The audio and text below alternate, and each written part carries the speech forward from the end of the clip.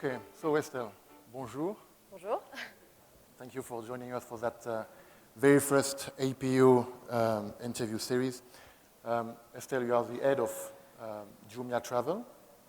I believe you are operating in Africa since the last 6 years. Am I correct? Exactly. Can you tell us a little bit more about the potential of the market? So I think in this market I see two important trends.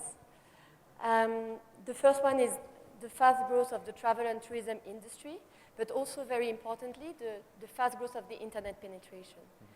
And in that context, I strongly believe that OTAs will play a key role in the future of the travel industry here. So when I say that the travel and tourism industry is growing at a fast speed, today I have a few numbers in mind. If we look at the number of international travelers in Africa, we see that it was 58 million in 2016, grew to 67 million last year, and UN World Tourism Organization has projected that by 2030 it will be 165 million tourists. So there is a very strong dynamic, also in terms of the contribution to the economy. Africa is the continent which has the second fastest growth of the travel and tourism contribution to the GDP, which was at 5.9% last year. And I think this is something which is not always acknowledged. I see some important drivers of this evolution. The first one being that I think there is a better understanding now of what is possible in terms of business opportunities in Africa. Better understanding from both the international companies and also the local and regional companies. I also see that in terms of promotion of the tourism attraction, there has been a big effort made in many countries, in Kenya, with Magical Kenya, in Ethiopia. In many countries, there is really now a bigger focus from the government to really promote the local attractions. And then there is more information available online. And travel, which before was perceived as something very expensive in Africa, is becoming more and more affordable and more and easier, let's say. I was mentioning the internet penetration, which is growing very fast. I think here also there is still some misperception about Africa. When we look at the number of internet users in Africa, it's over 500 million internet users. It's more than the total number of internet users in North America, I mean. And when we look at Nigeria alone, it has more internet users than the USA. So of course we are talking of different population in size, we are talking of a different internet penetration, but I mean it's a huge market which has often been ignored.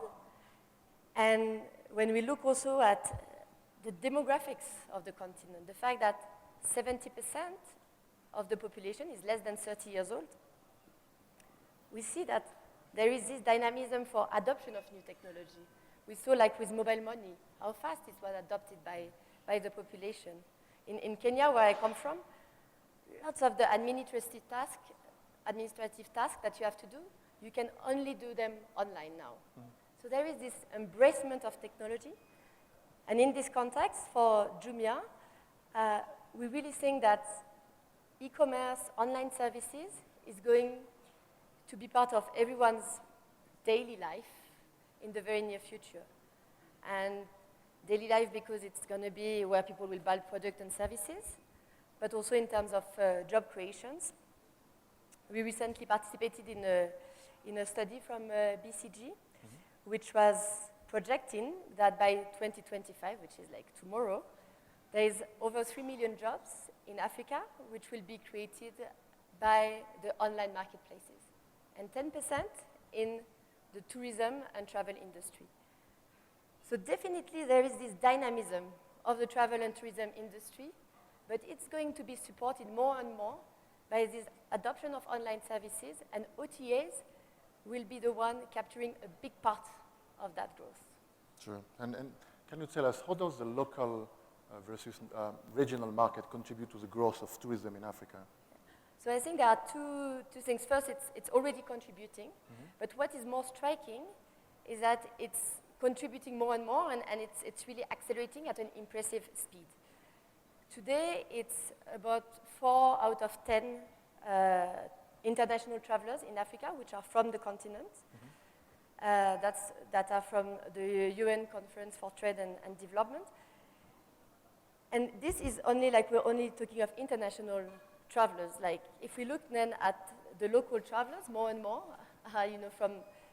we see locally there is more and more local travelers. So already it's a reality. In Kenya, the third biggest source market for tourists is Uganda. Okay. So there is the US, UK, and then it's Uganda. And over the last 5 years, number of arrivals from Uganda has more than doubled. It is the strongest dynamism. So the future is really in this local and regional dynamism. So what are the drivers of this growth? I think it was mentioned earlier today. There is the growing middle class. Difficult to estimate the size of the middle class, but somewhere between 30 and 40% of the population belonging to the middle class, having more and more expectation in terms of travel. The political will to integrate the region.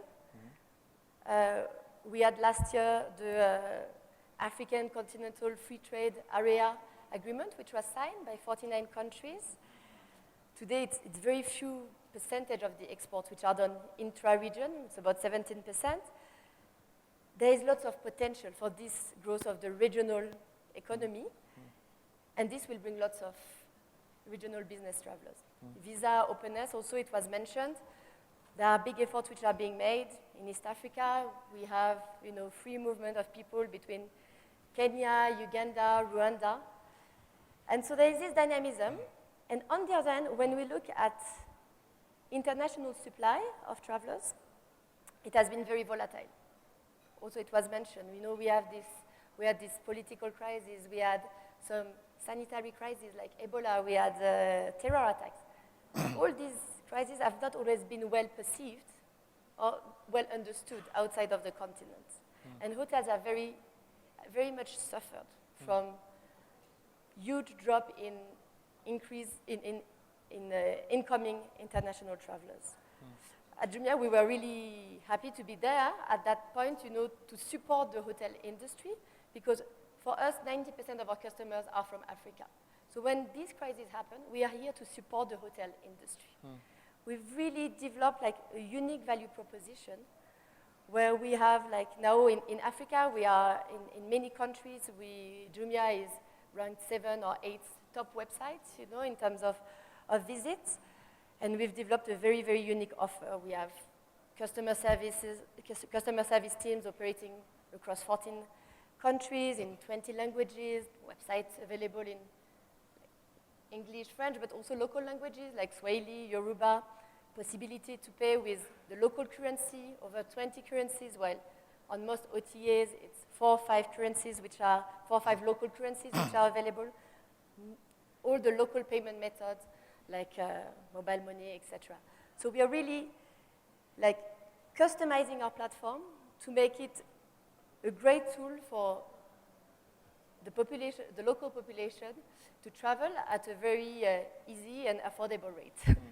So if I'm Ugandan, for instance, I want to travel to Kenya, or the opposite, the other way around, I will, instead of going on a website of a big hospitality brand, I will most probably go on Jumia Travel, where I can find not only the website in my language, could be Luganda or Swahili, whatever, but also I will be able to pay in a currency. Yeah, with MTN money, and you will be able to access resident rates, which are only available on our platform. You started by saying you will go to our platform, but you will already be on our platform, actually, because Jumia being one of the biggest brands in Africa, we already have lots of the customers of hotels who are already on our website once or twice a week to buy things, to order food, etc. So people are already on our platform, and then they find there an offer which is extremely relevant to them, resident rates, possibility to pay in their local currency, possibility to pay with MTN money, etc. So it's really where it's happening. And if I want to, I'm going on Jumia Travel. What kind of can I book any type of hotel, any type of brands? Yeah, any type of brand, any type also of accommodation. We've really developed our platform to make it a one-stop shop where you have the hotels, but you also have the villas, the apartments, the small Airbnb, etc. We have a very large scope. I was listening this morning to one of the presentations where it was mentioned that there are 5,000 hotels in Africa. On our platform, we have over 25,000 properties listed. Okay. So you see the gap. You know, it's what do we consider as a hotel or not? Accommodation. And the fact that it's very like there is a large choice, which is often ignored. People don't know that it can be very cheap to travel. They don't know it. So we are really like on a mission to deliver that message that it's easy to travel and it's very affordable. So everyone should try it. And I know Jumia Travel is producing a lot of data actually, and you released today, I think, the Jumia Hospitality Report. Maybe we can share a few findings with us today. Yeah, sure. So first, why this report? I think it's important to see that in Africa in the past year, it has been extremely difficult to find data about the trends in the tourism and travel industry. And when we started our business 6 years ago, like when we had to forecast the growth, when we had to build our business, we were really struggling. There was like a lack of visibility on how the industry is doing. And I think this is a big impediment to the growth of the travel and tourism industry. So as a very passionate player, we decided 3 years ago to start gathering in one place macro data, micro statistics about the travel industry, local data from our own operations, and also opinions from leaders of the industry. And this report was very well received, and we had people asking us next year to do another one, and this year it's the third time that we are launching this hospitality report. So what are the key findings of this year? Any surprises? Some of the surprises. I think the first one is a drop in the average price of bookings, and it's a drop by 14%. And the average price of the bookings on our platform is now at $100. So here we are, thinking about what has been said earlier today. There is a lot of offer for, luxury hotels, etc. But where there is a growing demand and huge potential is really in the lower segment of the hotel. And we're very happy to see this drop in price because, again, our mission is to make travel easy and affordable. So we are making some significant steps in that direction. A second data which is interesting is the growth of the mobile searches. And we are always saying that Africa is all about mobile and you need to have a mobile-first approach. But the kind of growth, the kind of speed at which people are going mobile is quite surprising. A year ago, we had 57% of the searches on our website done from a mobile phone. Today, it's over 70%. I mean, we're going towards like an only mobile, service. And then the third data that I wanted to share is the increase in trust in our platform, which can be seen by the increased number of transactions by credit card. So when we launched our service 6 years ago, we were actually offering to the customer to pay either online or pay when they arrive at the hotel. Because there was such a lack of trust in online services, we had over 80% of the customers choosing to pay when they arrive at the hotel. Then we managed to bring this number a bit down because we introduced the local method of payment, which were more trusted by people, and so people started to pay a bit more in advance through mobile money. But this year, we see that the share of credit card payment is increasing by 24%. For you to put your credit card details on an online website, in Africa, it's not something, expected. Like people have lots of trust issues, with online. And finally, we're seeing this dynamism and this trust in online services.